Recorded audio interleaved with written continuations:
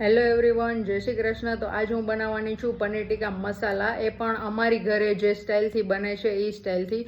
ઘણા લોકો એવું હોય કે બધી ડુંગળી, ટમેટા, કેપ્સિકમની પ્યોરી બનાવી પછી પનીરના મતલબ આવડા પીસ કરીને પણ એમાં એડ કરતા હોય છે. પણ પર્સનલી અમારા ઘરમાં છે ને પનીરના પીસ કરીને એમાં એડ કરીએ ને એવું નથી ભાવતું. અને પનીરને છે ને ખમણીને આપણે એમાં એડ કરીએ ને એવું ભાવે છે અમારા બધાને. પર્સનલી મને પણ એવું જ છે. અને આમ બી અમે લોકો ક્યાંય બહાર હોટલમાં જમવા જાય તો પણ અમે લોકો એમ જ કહીએ કે પનીર ઓછું અને ગ્રેવી વધારે આપજો, એ રીતનું. એટલે હું આજે અમારી સ્ટાઇલથી ઘરે કઈ રીતે બને છે એ રીતે હું બનાવું છું, અને તમે પણ બનાવજો અને મને કમેન્ટ કરજો કે કેવું લાગ્યું એ. તો ચલો ફટાફટ બનાવીએ. તો આજે પનીર ટીકા મસાલા બનાવવા માટે મેં કડાઈમાં તેલ ગરમ કરવા મૂકી દીધું છે. અને અહીંયા જોઈ લ્યો, મેં બધી પ્રિપેરેશન કરી લીધી છે. લસણ છે, 5 થી 7 કળી લસણની છે, ડુંગળી છે, કેપ્સિકમ છે, ટમેટા છે, પનીર છે, ગરમ મસાલો, નિમક, મસાલા છે, અને આ સૂકા મસાલા છે, લાલ મરચું અને લીમડો. તો કઢાઈમાં તેલ આવી ગયું છે અને હવે આપણે એમાં નાખશું રાઈ. અને અમે છે ને આ રીતે જ બનાવીએ છીએ. ઘણા લોકો આવી રીતે છે ને પનીરને મોટા મોટા ટુકડામાં કટ કરીને પછી એડ કરતા હોય, અને આ બધું જે ડુંગળી ટમેટા એ છે ગ્રેવી કરીને પછી આમાં નાખતા હોય. પણ અમે લોકો આવી રીતે જ કરીએ છીએ. અમારા ઘરમાં બધાને એવું નથી ભાવતું. પનીરના પીસ કરીને નાખે ને એવું નથી ભાવતું. પનીર ખમણેલું નાખે ને એવું ભાવે છે. અને સાવ એકદમ ગ્રેવી નથી ભાવતી. આવી રીતે ઝીણું ઝીણું ચોપ કરેલું બધું હોય ને તો ભાવે છે. એટલા માટે હું આવું બનાવું છું. અને આમે ગાઈઝ એવું જ હોય છે કે ઘણા લોકોના ઘરમાં છે ને બધું અલગ અલગ બનતું હોય છે. મતલબ કે એક ઘરમાં બટેકાનું શાક પણ 5 ઘરે બનતું હોય, પણ 5 ઘરે અલગ અલગ રીતથી બનતું હોય. એટલે જેને જેમ ભાવે એવી રીતે એ બનાવે છે. પણ તમે આ રીતે ટ્રાય કરજો, મજા આવશે. તો કઢાઈમાં તેલ ગરમ થઈ ગયા પછી મેં જીરું નાખ્યું છે, હિંગ નાખી, મીઠો લીમડો નાખ્યો અને લાલ મરચું નાખ્યું છે. હવે આપણે એમાં એડ કરશું લસણ.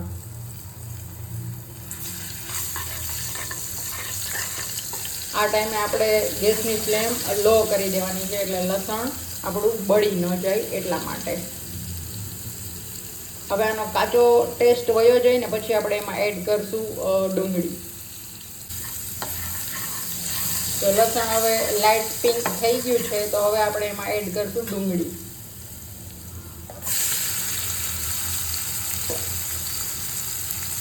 ડુંગળીને પણ આપણે મસ્ત રીતે મિક્સ કરી લેશું.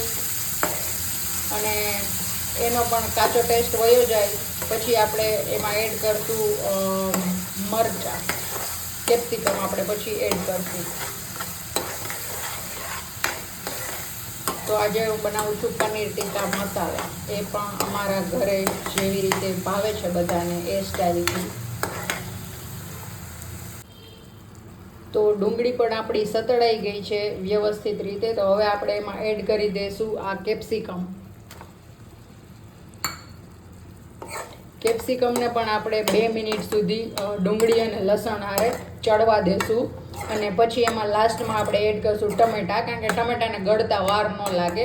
કેપ્સિકમને એને થોડીક એવી વાર લાગે એટલા માટે આપણે પછી લાસ્ટમાં ટમેટા એડ કરશું. તો હવે આપણે એમાં એડ કરી દઈશું ટમેટા.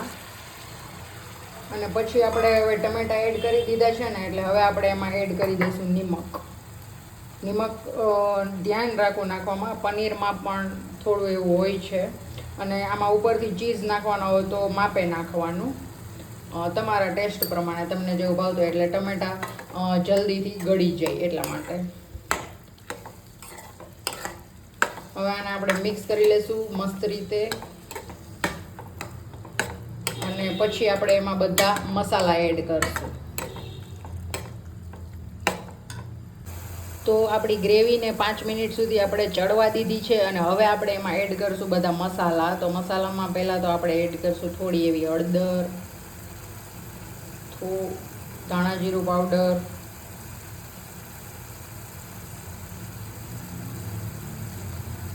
લાલ મરચું પાવડર આપણે એડ કરશું એમાં. આમાં તીખું છે એટલે હું થોડુંક જ એડ કરું છું. પછી આ મેં લીધો છે પનીર ટીકાનો મસાલો એ હું 1 ચમચી ભરીને એડ કરીશ. અને પછી એમાં હું એડ કરીશ હજી ગરમ મસાલો. નિમક આપણે ઓલરેડી પહેલાં જ નાખી દીધું છે. ગરમ મસાલો એડ કરીશ. હવે આ મસાલાને આપણે ગ્રેવી સાથે એકદમ મસ્ત રીતે મિક્સ કરી લેવાનો છે.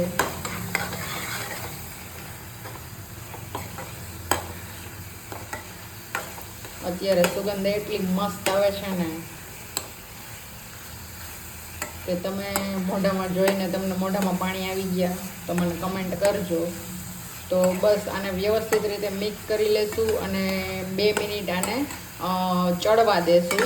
મસાલાને ગ્રેવી સાથે વ્યવસ્થિત રીતે ચડી જાય પછી આપણે એમાં એડ કરશું પનીર. ખમણેલું પનીર છે એ. એકવાર આ રીતે ટ્રાય કરજો પનીર ટીકા મસાલા, બહુ મસ્ત મજા આવશે. અમને ઓલું નથી ભાવતું એટલે અમે એવું નથી બનાવતા. પનીરના પીસ અને આ બધાની ગ્રેવી કરીને નાખે એ. તો હવે આપણે તેલ છૂટું પડે ને ત્યાં સુધી આને 2 મિનિટ સુધી ચડવા દેશું. 2 મિનિટમાં તેલ છૂટું પડી જશે ગ્રેવીમાંથી. પછી હું તમને બતાવું પનીર એડ કરું તો એટલે. તો હવે જો ગાઈઝ ગ્રેવીમાંથી તેલ છૂટું પડી ગયું છે અને હવે આપણે આ એડ કરી દઈશું ખમણેલું પનીર. બધું વ્યવસ્થિત રીતે આપણે એડ કરી અને મિક્સ કરી દઈશું. મારી પાસે આટલું જ પનીર અવેલેબલ હતું ઘરે એટલે મેં આટલું જ નાખ્યું છે. તમે આટલું બીજું નાખી શકો છો. ટૂંકમાં મેં નાખ્યું ને એટલું સામે બીજું ડબલ ક્વોન્ટિટીમાં તમે પનીર આમાં એડ કરી શકો છો. મારી પાસે આટલું જ હતું એટલા માટે.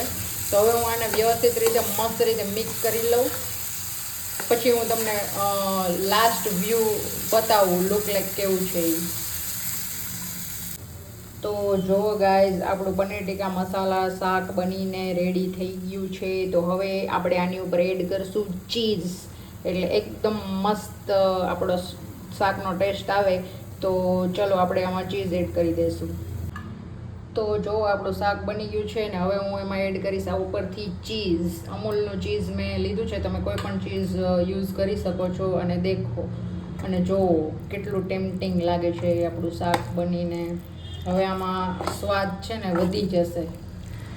ચીઝ નાખ્યું ને એટલે મેં ટેસ્ટ છે ને એ વધી જ જાય. તો ચલો હું બતાવું કે મેં જમવામાં શું બનાવ્યું છે લંચમાં આજે.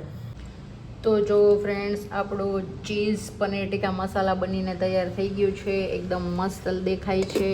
અને અહીંયા છે આપણી રોટલી, અહીંયા છાશ, કેરીની સિઝન હોય એટલે પંજાબી હોય કે ગમે એ હોય, ગુજરાતીને કેરી વગર ન હાલે, અને સલાડ. તો આ છે મારું આજનું બપોરનું લંચનું મેનુ.